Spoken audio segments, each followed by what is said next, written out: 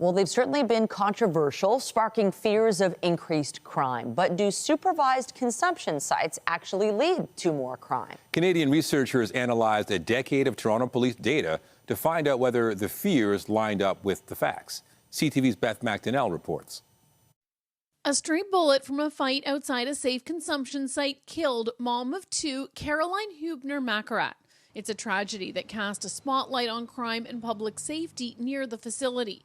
Since closing nearly 10 months ago, residents have mixed views on crime in the neighborhood. Yes, there's still issues, as there are ever in the city, but it's night and day. I wouldn't walk in front of there because there was so much business happening that I was worried of the safety of my children. It was certainly tragic for sure, but crime happens all the time. What I was worried about was open drug use, and I haven't seen that.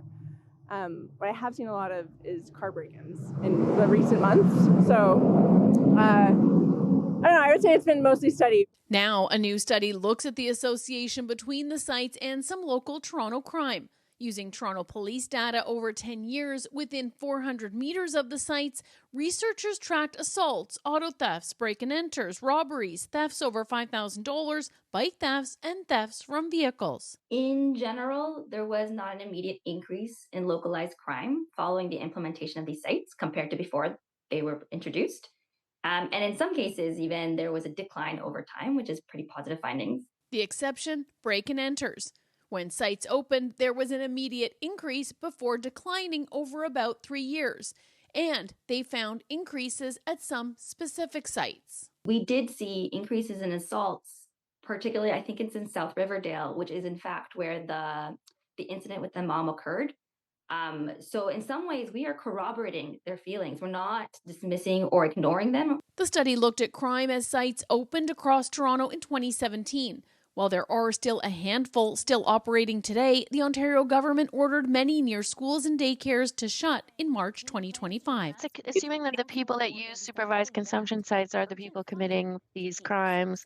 And yet we know that people do break and enters, they steal bikes, they do other kinds of crimes like shoplifting out of survival and necessity. So if we want to tackle, reducing crime rates in these particular areas, we need to tackle the gross inequality that happens in this country and in this city in particular. The research tapped data publicly available, but couldn't include incidents of needle and syringe discardments, public defecation, or graffiti. And what I want those folks to take away from this, and I want people to be curious about, is to look at the sites where crime went down. It never spiked and went down from the beginning. She says there's an opportunity for learning to better integrate sites into communities so it benefits everyone. Beth Macdonell, CTV News.